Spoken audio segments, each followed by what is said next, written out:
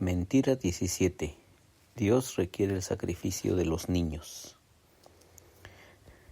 Vivimos en un mundo donde el sacrificio de los niños tristemente es común. Hace unos meses me invitaron a una reunión de hombres y mujeres que representan décadas de misiones. Como niños habíamos sido enviados a escuelas en el extranjero y a hostales donde nuestros padres estaban difundiendo el Evangelio, dice William Paul Young. Haber sido criado de este modo era a la vez una bendición y una maldición para cada uno de nosotros. Todos conocíamos el gozo de ser expuestos a diversas culturas, pero este gozo también se entrelazaba frecuentemente con las sacudidas por la separación de la familia.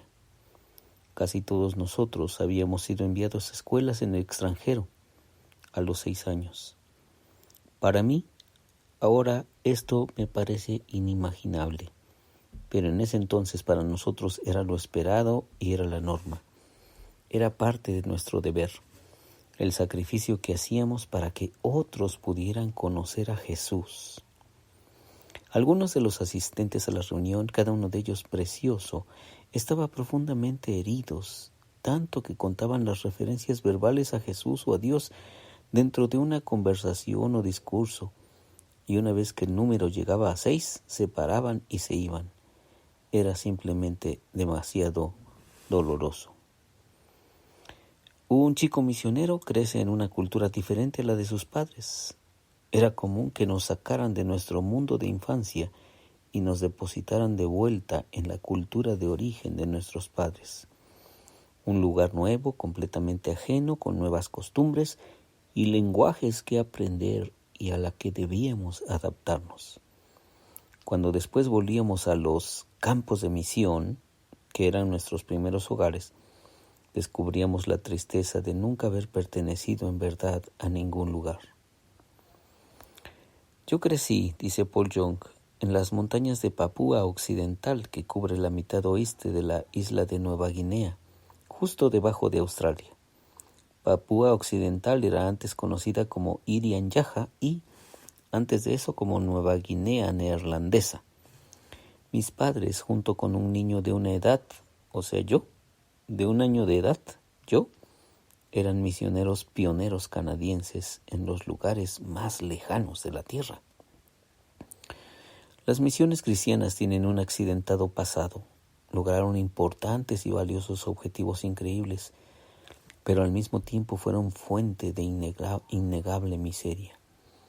Era frecuentemente una espada de doble filo que hería profundamente en la vida de los propios hijos de los misioneros, al ser normalmente sacrificados en el altar de la difusión de la buena nueva del Evangelio de Jesús. El fin, la salvación, justificaba los medios, y la presencia de hijos era vista muchas veces como un impedimento para la misión. Sus pérdidas eran costos necesarios para un, entre comillas, bien superior. Aproximadamente 50 de nosotros estábamos sentados en un círculo en la reunión cuando pregunté, ¿cuántos de nosotros tuvimos problemas y fuimos castigados y humillados por mojar la cama? Al menos un tercio levantamos la mano, algunos ya de unos 60 y 70 años. Las historias eran compartidas con vergüenza y pena, muchas veces acompañadas de risas nerviosas que disimulaban lágrimas. Esto es solo uno de los costos de ser un sacrificio vivo. Unos años más tarde, cuando nuestra nuera comenzó con el arduo proceso de adoptar a una niñita, Jael O, de Uganda, hay creencias brutales en algunas partes del mundo y 2 de estas son que si tú fecundas a tu propia hija, ésta será protegida de los malos espíritus y que si tienes sexo con tus hijos, estarán protegidos del SIDA. Este es un ejemplo en el que las buenas intenciones y la sinceridad no cuentan para nada. Está mal y es abuso. Jael O es hija de un incesto. Su madre y su tía fueron ambas embarazadas por su padre. La tía de Jael murió en el parto a los 13 años, pero su madre sobrevivió al nacimiento de Jael a los 15 años. Jael no era deseada. Era una niña abandonada y salvada de las calles por una gentil mujer ugandesa. Tenía 1 año y medio cuando nuestros hijos entraron en la vida de Jael, viajando medio mundo para encontrarla, después de 1 año de preparación y papeleo. Los obstáculos legales fueron importantes y estuvieron 2 meses en el país antes de que Jael pudiera estar con sus padres adoptivos. Durante esas 8 semanas, 6 pequeños niños se extraviaron en un radio de 1 milla de donde vivía Jael. 2 aparecieron en las calles, pero se presume que los otros 4 fallecieron. Por $80 americanos puedes pagarle a alguien para que secuestre a un niño que será asesinado y sacrificado a los espíritus territoriales. Las partes de su cuerpecito serán cortadas y quemadas en las esquinas de nuevas construcciones y negocios como protección contra las quiebras financieras. Los 2 niños que sobrevivieron fueron circuncidados y por lo tanto suponemos que eran imperfectos, entre comillas, para sus fines.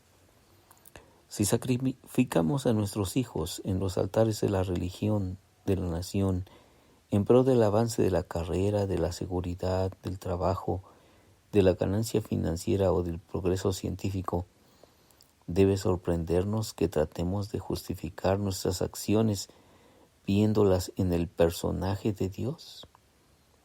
Si Él es suficientemente bueno para llamarse Dios. Uno de los cuentos sobre Dios es que a causa del pecado Dios requiere el sacrificio de sus hijos para aplacar el sentido de indignación y de su santa ira.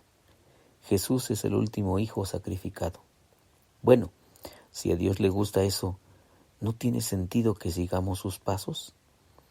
Pero sabemos intuitivamente que ese pensamiento está mal, desesperadamente mal. Y he aquí, donde yace uno de los impactos más terribles de la religión o del patriotismo o del nacionalismo. La religión esgrime el poder de justificar sus acciones basándolos en los propósitos y en la voluntad de Dios. Las escrituras mismas no solo se tornaron en la narrativa de pobres elecciones en el mejor de los casos, sino también de la perpetración de abusos horrendos.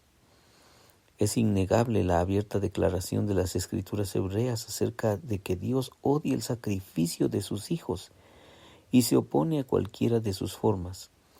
Pero una de las historias que parecen justificarlo es cuando Abraham casi sacrifica a su hijo Isaac. El contexto amplio es una serie de traspiés por parte de Abraham, en donde él trata de ayudar a Dios en un predicamento después de otro. Sin embargo, cada vez que él ayuda, resulta un desastre. En cada fatalidad, Dios le da a Abraham elecciones y trabajos creativos para sacar algo bueno de los escombros.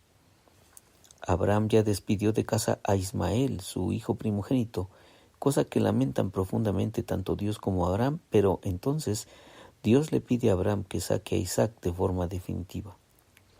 Abraham está devastado. No discute más como cuando lo hizo por su sobrino Lot. No más mentiras como con el rey Abimelech. No más salir con sus recursos como respuesta a lo imposible. Parecía que este Dios no podría ser diferente a todos los demás después de todo. La única religión que conoció Abraham o que había conocido en Ur de los Caldeos era la del apaciguamiento. De hecho, cada dios del planeta en aquella época requería sacrificios, ya fueran para pagar por un mal comportamiento o para mover la mano de la deidad para que actuara en el beneficio de alguien. Lo mismo en Sudáfrica, Sudamérica o Centroamérica o Asia o el Medio Oriente, todos los dioses eran deidades que aplacar y la religión era por mucho un sistema de control para la magia a través del sacrificio. La mitología del poder a través de las acciones ha devastado a la humanidad desde el inicio. Lee, por favor, de nuevo la historia de Abraham en Isaac. Está en Génesis 22. Esta no es la historia de Dios que pide el sacrificio del niño, sino todo lo opuesto. El punto central de la historia es que Dios se coloca en nuestra misma oscuridad y habla nuestro lenguaje a fin de revelar algo que no sabíamos, que este Dios no requiere el sacrificio del Hijo. Abraham llamó a aquel lugar con el nombre de El Señor proveerá, como se dice hasta hoy, en el monte del Señor proveerá. Génesis 22:14. Entonces, si nosotros, la raza humana, requerimos un sacrificio, Dios proveerá a sí mismo. El nombre de nuestra nieta, Jael, es un nombre fuerte que significa el que asciende, la cabra montés. Nuestro hijo y nuestra nuera le dieron un nuevo nombre, y Jael quedó como su segundo nombre. Eco de Isaac, el hijo prometido. Nosotros le llamamos Maisi, que significa hija deseada. Soy Víctor Hugo Juárez y espero que este devocional sea de mucha bendición para ti.